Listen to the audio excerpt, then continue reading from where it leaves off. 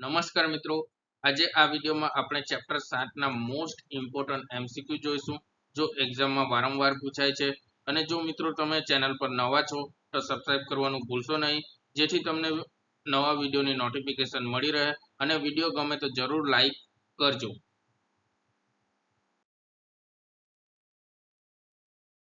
તો મિત્રો, એમસીક્યુ શરૂ કરતા પહેલા યાદ રાખજો કે આ એમસીક્યુ મોસ્ટ ઇમ્પોર્ટન્ટ છે, જે એક્ઝામમાં વારંવાર પૂછાય છે.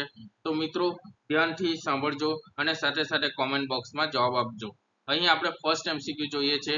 જો ફૂડ સેફ્ટી ઓફિસર દ્વારા લેવામાં આવેલા નમૂનો ફૂડ એનાલિસિસનો રિપોર્ટ ઉલ્લંઘન દર્શાવે તો આગળની કાર્યવાહી માટે આ રિપોર્ટ કોને મોકલવામાં આવે છે?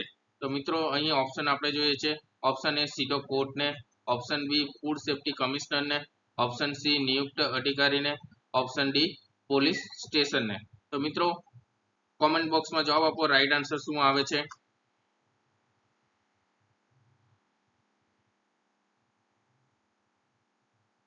તો મિત્રો રાઈટ આન્સર શું આવશે? અહીં ઓપ્શન બી ઓપ્શન સી નિયુક્ત અધિકારીને. કઈ રીતે આવે છે આપણે વિશેષ સમજૂતીમાં જોઈએ છે.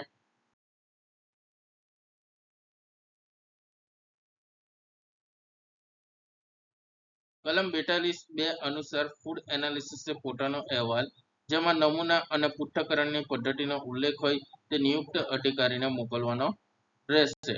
અને કલમ 42(3) મુજબ આ અહેવાલની ચકાસણી કર્યા બાદ નિયુક્ત અધિકારી નક્કી કરે છે કે ઉલ્લંઘન કેદની સજાને પાત્ર છે કે દંડની, અને ત્યારબાદ ફૂડ સેફ્ટી કમિશનર પાસે કાર્યવાહીની મંજૂરી માટે ભલામણ કરે છે. તો અહીં કલમ 42(2) અનુસાર રાઈટ આન્સર શું આવશે?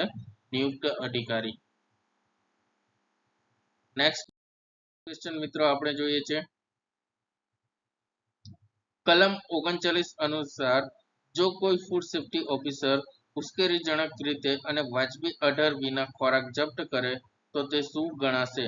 અહીં ઓપ્શન છે. એક ફરજ નિભાવવાનો ભંગ, ઓપ્શન બી કર્તવ્યનું ઉલ્લંઘન, ઓપ્શન સી અધિનિયમ હેઠળનો ગુનો, ઓપ્શન ડી વ્યવસાયિક બેદરકારી. તો મિત્રો કોમેન્ટ બોક્સમાં ફટાફટ જવાબ આપો, રાઈટ આન્સર શું આવશે?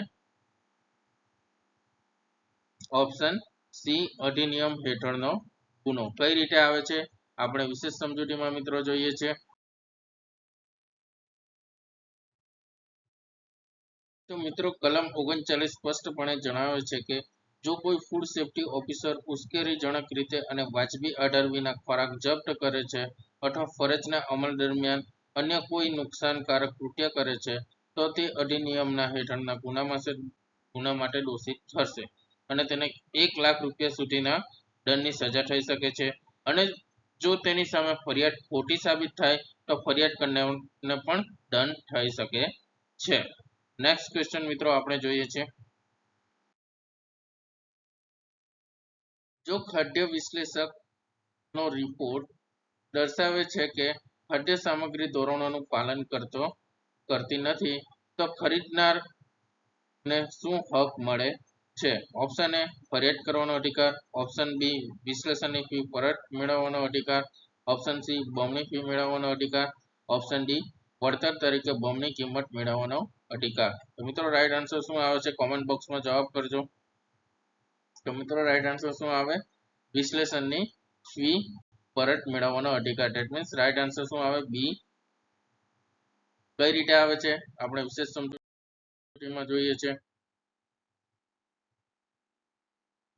કલમ 40(1)ના અંતિમ ભાગમાં જણાવ્યા મુજબ જો ફૂડ એનાલિસિસનો રિપોર્ટ દર્શાવે છે કે ખાદ્ય સામગ્રી અધિનિયમ અથવા તેના હેઠળ બનાવેલા નિયમો અથવા નિયમોનું પાલન કરતી નથી તો ખરીદનાર આ કલમ હેઠળ તેના દ્વારા ચૂકવવામાં આવેલા ફીનું રિફંડ મેળવવા માટે હકદાર રહેશે. તો મિત્રો આ ક્વેશ્ચન એક્ઝામમાં વારંવાર પૂછાય છે, તો તમે ખાસ ધ્યાનથી સાંભળજો.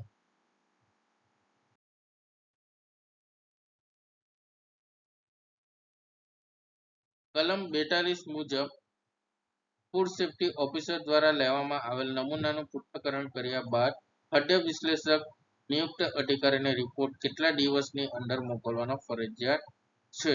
તો મિત્રો આ ક્વેશ્ચન પણ એક્ઝામમાં ખૂબ જ વારંવાર પૂછાઈ ચૂક્યો છે. તો મિત્રો અહીં આપણે ઓપ્શન જોઈએ છે. ઓપ્શન એ 7 દિવસ, ઓપ્શન બી 10 દિવસ, ઓપ્શન સી 14 દિવસ, ઓપ્શન ડી 30 દિવસ. તો મિત્રો રાઈટ આન્સર શું આવે કોમેન્ટ બોક્સમાં જવાબ આપો ફટાફટ. તો મિત્રો રાઈટ આન્સર શું આવશે 14 દિવસ, ઓપ્શન સી. કઈ રીતે આવે છે આપણે વિશેષ સમજૂતીમાં જોઈએ છે મિત્રો.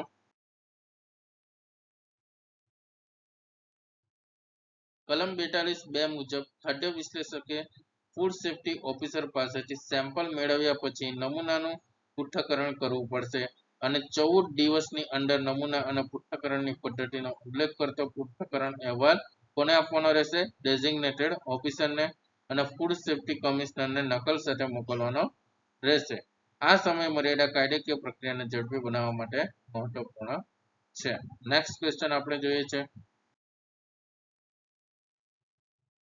કટોકટી પ્રતિબંધના આદેશનું ઉલ્લંઘન કરનાર વ્યક્તિ માટે શું સજાની જોગવાઈ છે? તો મિત્રો આ ક્વેશ્ચન પણ એક્ઝામમાં પૂછાઈ ચૂક્યો છે. તો એક્ઝામની દ્રષ્ટિએ ખૂબ જ આઈએમપી છે. અહીં આપણે ઓપ્શન જોઈશું. ઓપ્શન એ 1 વર્ષ સુધીની જેલ અને 1 લાખ રૂપિયા સુધીનો દંડ. ઓપ્શન બી 2 વર્ષ સુધીની જેલ અને 2 લાખ રૂપિયા સુધીનો દંડ. ઓપ્શન સી માત્ર 3 લાખ રૂપિયાનો દંડ. ઓપ્શન ડી 6 મહિનાની જેલ અને 50,000નો દંડ. તો મિત્રો રાઈટ આન્સર શું આવશે કોમેન્ટ બોક્સમાં જવાબ આપો.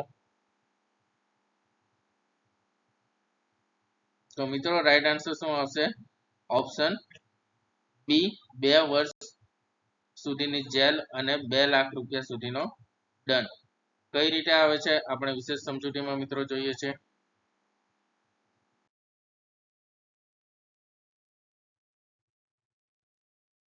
કલમ 34(4) મુજબ કટોકટી પ્રતિબંધના આદેશનું જાણી જોઈને ઉલ્લંઘન કરનાર વ્યક્તિ ગુના માટે દોષિત ઠરાશે અને તેને 2 વર્ષ સુધીની જેલની સજા અને 2 લાખ રૂપિયાની સુધીની દંડની સજાને પાત્ર થશે.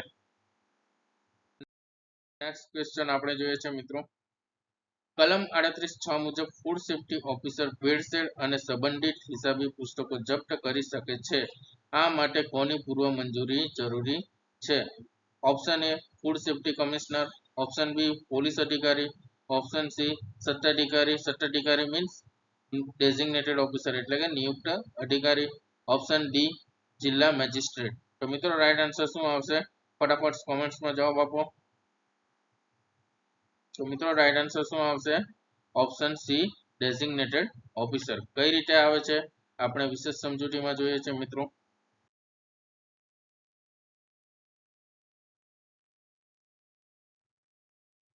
કલમ 38(6) ની અંતિમ શરત મુજબ એ શરતે કે ફૂડ સેફ્ટી ઓફિસર દ્વારા આવા કોઈ હિસાબી પુસ્તકો અથવા અન્ય દસ્તાવેજો જપ્ત કરવામાં આવશે નહીં સિવાય કે તે સત્તાધિકારી અગાઉની મંજૂરી હોય. અહીં સત્તાધિકારી એટલે કે નિયુક્ત અધિકારી આપણે એમસીક્યુમાં કહી ચૂક્યા છે. આ જોગવાઈ સત્તાનો દુરુપયોગને રોકવા માટે એક નિયંત્રણ છે. નેક્સ્ટ ક્વેશ્ચન મિત્રો આપણે જોઈએ છે જો ફૂડ સેફ્ટી ઓફિસર દ્વારા કોઈ નમૂનો લેવામાં આવે તો તેની કિંમત કેવી રીતે નક્કી કરવામાં આવે છે? તો મિત્રો આ ક્વેશ્ચન પણ એક્ઝામમાં પૂછાઈ ચૂક્યો છે અને એક્ઝામની દ્રષ્ટિએ ખૂબ ઇમ્પોર્ટન્સ છે.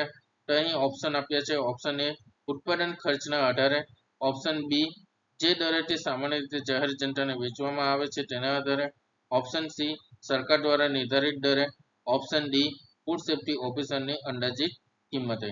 તો મિત્રો રાઈટ આન્સર શું આવે કોમેન્ટ બોક્સમાં જવાબ આપો. તો રાઈટ આન્સર શું આવશે ઓપ્શન બી જે દરે તે સામાન્ય રીતે જાહેર જનતાને વેચવામાં આવે છે તેના આધારે. કઈ રીતે આવે છે મિત્રો આપણે વિશેષ સમજૂતીમાં જોઈએ છે.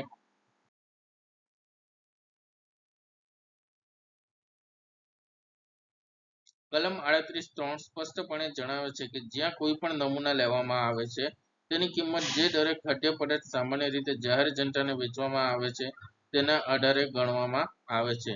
તે વ્યક્તિને ચૂકવવામાં આવશે જેની પાસેથી તે લેવામાં આવશે. આ નમૂનાની ખરીદી માટેનો ન્યાયી અને પારદર્શક અભિગમ છે.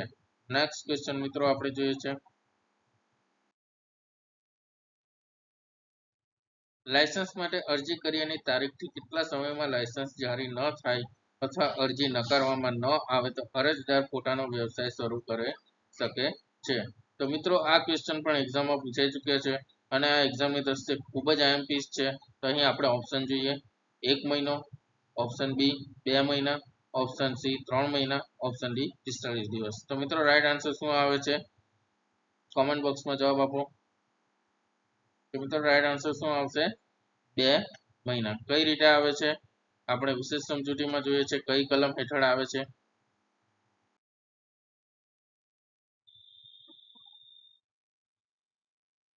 કલમ 31(4) ના પ્રથમ પ્રોવિઝો મુજબ જો અરજી કર્યાની તારીખથી 2 મહિનાની અંદર લાયસન્સ જારી કરવામાં ન આવે અથવા તેની અરજી નકારવામાં ન આવે તો ઉપરોક્ત સમયગાળાની સમાપ્તિ પછી અરજદાર પોતાનો વ્યવસાય શરૂ કરી શકે છે.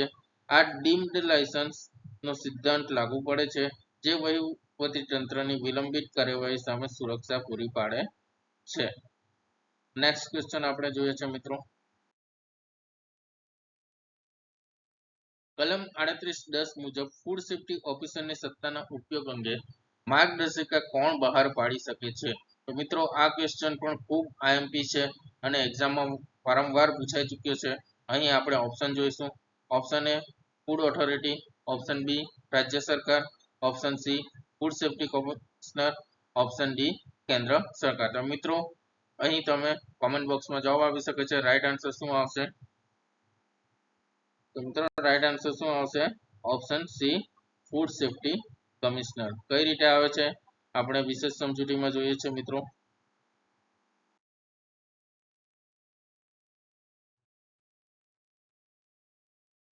કલમ 38(10) મુજબ ખાદ્ય સુરક્ષા કમિશનર સમયાંતરે ફૂડ સેફ્ટી ઓફિસરની સત્તાના ઉપયોગ અંગે માર્ગદર્શિકા બહાર પાડી શકે છે જે બંધનકર્તા રહેશે. આ માર્ગદર્શિકા ફૂડ સેફ્ટી ઓફિસરના કાર્યમાં એકરૂપતા અને પારદર્શિતા લાવે છે. સાથે જ કમિશનર ચોક્કસ સમયગાળા માટે ફૂડ સેફ્ટી ઓફિસરની સત્તાઓ પણ રદ કરી શકે છે. નેક્સ્ટ ક્વેશ્ચન મિત્રો આપણે જોઈએ છે કલમ 42(5) મુજબ ફૂડ સેફ્ટી કમિશનરનો કેસ ચલાવવાનો નિર્ણય કોને જાણ કરવામાં આવે છે. મિત્રો આ ક્વેશ્ચન પણ ખૂબ આઈએમપી છે. ઓપ્શન એ માત્ર નિયુક્ત અધિકારીને, ઓપ્શન બી માત્ર સંબંધિત ફૂડ સેફ્ટી ઓફિસરને, ઓપ્શન સી નિયુક્ત અધિકારી અને સંબંધિત ફૂડ સેફ્ટી ઓફિસર બંનેને, ઓપ્શન ડી માત્ર ફૂડ બિઝનેસ ઓપરેટરને. તો મિત્રો કોમેન્ટ બોક્સમાં જવાબ આપજો રાઈટ આન્સર શું આવે છે. તો મિત્રો રાઈટ આન્સર શું આવે છે ઓપ્શન સી નિયુક્ત અધિકારી અને સંબંધિત ફૂડ સેફ્ટી ઓફિસર બંનેને. કઈ રીતે આવે છે આપણે વિશેષ સમજૂતીમાં મિત્રો જોઈએ છે.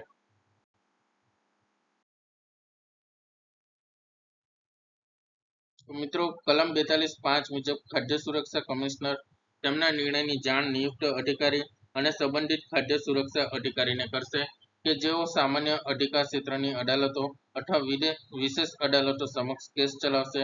આમ કાર્યવાહીના અમલીકરણ માટે બંને અધિકારીઓની સૂચના આપવામાં આવે છે. જેથી રાઈટ આન્સર શું આવે છે ઓપ્શન સી નિયુક્ત અધિકારી અને સંબંધિત ફૂડ સેફ્ટી ઓફિસર બંનેને.